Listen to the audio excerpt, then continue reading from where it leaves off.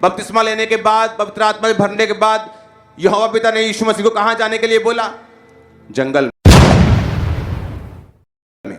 Thank you Jesus. परमेश्वर का धन्यवाद करते हैं आज के इस सुंदर समय के लिए कि परमेश्वर ने हमें एक बार फिर समा दिया कि हम उसके वचन में चलें। तो इसी तरह देरी ना करते हुए मैं आपको वचन की ओर लेकर चलता हूँ। चलते हैं वचन की ओर, लेट्स गो। अब ध्यान से बातों को समझना है। दो तरह के दुख आते हैं बाइबल में, दो तरह का वेस्ट टाइम है, दो तरह का जंगल है। एक वो जंगल है जब आप परमेश्वर में रह के उसमें पवित्रताई के साथ, उसमें प्रार्थना के साथ, परमेश्वर में सही रीति के साथ चल के, ईमानदारी के साथ चल के आप जंगल में जाते हैं। एक वो जंगल है जो आपको बनाता है, आपको मसा देता है, आपको स्ट्रांग करता है, आपके कैरेक्टर को बिल्ड करता है। एक जंगल दूसरा है जो अपनी गलतियों की वजह से हम जाते हैं। जिस तरह नियोमी गई, उसका हस्बैंड गया। जब देश में अकाल पड़ा तो क्या किया? हम यहां भी नहीं रहेंगे, बैतलहम में नहीं रहेंगे, रोटी का घर जिसका मतलब है उसमें नहीं रहेंगे। कहां जाएंगे? मोआब में। कौन था मोआब? मोआब वो देश था जो परमेश्वर से नफरत करता था, जो परमेश्वर को नहीं मानता था। उन्होंने कहा कोई परवाह नहीं, चर्च नहीं जाएंगे, आराधनालय नहीं जाएंगे, कोई परवाह नहीं, लेकिन जिंदा रहना जरूरी है। तो हम गलत जगह पे भी चल जाएंगे, गलत लोगों की संगति भी कर लेंगे, दूसरे तरफ भी चले जाएंगे, बाबाओं के पास भी चले जाएंगे, लेकिन हम जीवित रहने के लिए सब कुछ करेंगे। क्या हुआ? नियोमी का हस्बैंड मर गया। 10 साल के भीतर भीतर उसका हस्बैंड, उसके दोनों बच्चे किल्योन मल्योन दोनों मर गए। दोनों मर गए, तीनों मेल, तीनों जेंट्स घर में 10 साल के भीतर भीतर तीनों मर गए। लेकिन जब वो अपने घर को छोड़ के जा रही थी तब उसे इस बात का एहसास नहीं था। कई बार क्या होता है, आपकी लाइफ में सब कुछ सही होता है, खुदा ने आपको बरकत दी होती, परिवार दिया होता है, ब्लेसिंग दी होती, लेकिन जो एक चीज आपको नहीं दी उसकी वजह से शैतान आपको पाप की ओर ले जाता है, गलत रास्तों की ओर ले जाता है। और जब वो चीजें भी जो परमेश्वर ने दी है वो छीन लेता है और वापिस चली जाती हैं, तब होश आती है कि ओहो, मैं तो बड़ी अच्छी जगह पे था, मेरी तो पोजीशन बहुत अच्छी थी, मैं तो बड़ी ब्लेसिंग वाली जगह पे था, ये मैंने क्या कर लिया? मैंने क्यों खुदा का थैंक्स नहीं किया? मैंने क्यों परमेश्वर के वचन में वफादार रहकर अपने जंगल के समय को नहीं बिताया? और मैं भाग गया रोटी की तरफ, कंफर्ट की तरफ, विरोध मेरा ना हो रिश्तेदारों की तरफ। यीशु मसीह ने कहा, मेरा पिता किसान, मैं दाखलता, तुम डालियां। अगर तुम फलोगे तो छांटी होगी, अगर तुम फल नहीं दोगे तो कटनी होगी।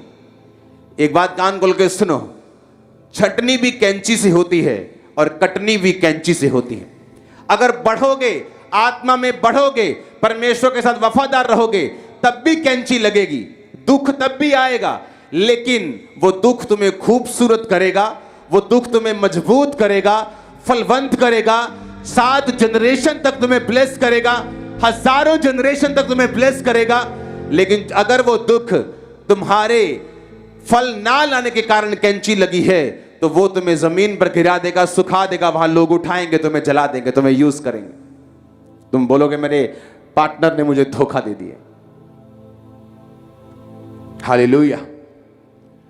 अब पवित्र आत्मा से भरने के लिए मुझे यह बात समझनी पड़ेगी कि मुझे जंगल में रहना पड़ेगा। ऐसा टाइम जब मुझे वेस्ट लगता है कि ये वही जॉब है 10, 12, 15 हजार की, यही मैं 5 साल से कर रहा हूं, कोई बरकत नहीं आ रही, मैं टाइट भी दे रहा हूं, परमेश्वर तुम्हें तैयार कर रहे हैं। मैं प्रार्थना कर रही, मेरी हीलिंग नहीं हो रही, परमेश्वर तुम्हें तैयार कर रहे हैं। जिसकी हीलिंग, जिसकी जवाब वो लेट देता है, उसको एक खास मकसद के तहत वो तैयार कर रहा होता है। जिसको जंगल में रखता है उसके लिए एक बड़े मकसद को वो तैयार रखता है। अगर आपकी लाइफ जंगल के समय में होकर गुजर रही है तो पवित्र आत्मा के टेस्ट को करने के लिए तैयार हो जाओ यीशु मसीह के सामर्थी नाम में। आप मेरी बात समझ रहे कि नहीं? अगर आप पवित्र आत्मा के अभिषेक को एक बार पा लेते हैं, वो अभिषेक सब तरफ काम करता है। उस कपड़े से फिर आप मफलर बना लो, चाहे पजामा बना लो, चाहे पैंट बना लो, चाहे टी शर्ट बना लो, वो धागा अगर आपके पास आ गया आप कुछ भी बना सकते हैं। अनॉइंटिंग एक धागा है, मनपसंद कपड़े फिर आप बना सकते हैं। फिर आपको मांगने की जरूरत नहीं, आपको रोने और चिल्लाने की जरूरत नहीं। अभिषेक जब आपकी जिंदगी में होगा वो आपको फेवर देगा, वो आपको फेवर देगा, वो आपको बरकत देगा। आप जहां जाएंगे परमेश्वर आपके साथ होगा, रास्ते ओपन होंगे, शैतान शर्मिंदा रहेगा उस अभिषेक के कारण जो आपकी लाइफ के ऊपर होगा। आप मेरी बात समझ रहे कि नहीं? तो क्या मांगना है आपको कि परमेश्वर मुझे पवित्र आत्मा से भरपूर कर, तेरी आत्मा से मुझे भरपूर कर। आज मैं माफी मांगता हूं कि मैं अपने साइलेंट टाइम में, जब तू मुझे उत्तर नहीं दे रहा था, मैं तेरे से वफादार नहीं रहा। मैं माफी मांगता हूं खुदावन, आज से मैं वफादार रहूंगा। प्रार्थना तू उत्तर दे ना दे, लेकिन मैं तेरी प्रार्थना में, तेरी पवित्रताई में, तेरी सामर्थ में बढ़ूंगा। मैं तेरे साथ वफादार रहूंगा। मैं टाइट में, बोने में, गिविंग में, चर्च में, मैं प्रार्थना करने में, बाइबल पढ़ने में, रोजे रखने में तेरे साथ वफादार रहूंगा। जंगल के समय को अगर आपने गुजार लिया सही रीति के साथ, वचन के बीच में से होते हुए, उसके बाद आप बिल्कुल तैयार हैं उस अभिषेक को, उस करंट को, उस करेंसी को लेने के लिए जो हेवन देता है आपको। हालेलुया। ये वो शब्द नहीं जो सबको एक बांट दिया जाए, कि सबको एक ही शब्द बांट रहे हैं, क्योंकि आपकी प्रॉब्लम अलग है, आपके पड़ोसी की अलग है, आपकी अलग, और आपकी वाइफ की, आपके हस्बैंड की, आपके बच्चे की अलग है। तो अगर प्रॉब्लम अलग अलग है तो एक शब्द उसका इलाज कैसे कर सकता है? इसलिए जब परमेश्वर आपको शब्द देता है, वो डायरेक्ट हेवन से आपको देता है। इसलिए एक व्यक्ति की गैर भाषा दूसरे व्यक्ति की गैर भाषा से नहीं मिलती। एक व्यक्ति की रेवलेशन दूसरी व्यक्ति की रेवलेशन से अलग होती है। परमेश्वर हर एक व्यक्ति से अलग तरह से बात करता है। वो मुझसे अलग तरह से बात करता है, मुझको सेवकाई की अलग तरह समझ देते हैं, मेरी वाइफ से वो अलग तरह से बात करते हैं। उसी तरह से जब परमेश्वर का आत्मा आप पे उतरेगा, वो आपको गाइड करेगा।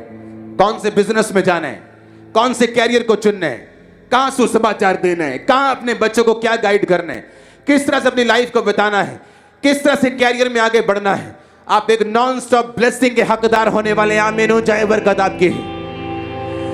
मैंने कहा आप नॉन स्टॉप ब्लेसिंग्स के हकदार बनने वाले यीशु मसीह के सामर्थी नाम। आमीन, आमीन। आप तैयार हैं उस ब्लेसिंग के लिए? मुझे सुना नहीं, मैंने कहा क्या आप तैयार हैं? आप तैयार हैं वफादार रहने के लिए? आप तैयार हैं परमेश्वर के साथ संगति में रहने के लिए? वीजा ना आया तो नाराज तो नहीं हो जाएंगे? बरकत ना मिलने नाराज तो नहीं हो जाएंगे? Hallelujah, praise the Lord. परमेश्वर का धन्यवाद करते हैं इस समय के लिए। तो व्यूवर्स, आपने वचन सुना, तो उम्मीद है हर बार की तरह आपको यह वचन भी, हर बार की तरह इस बार भी ये वाली कलेक्शन आपको बेस्ट लगी होगी।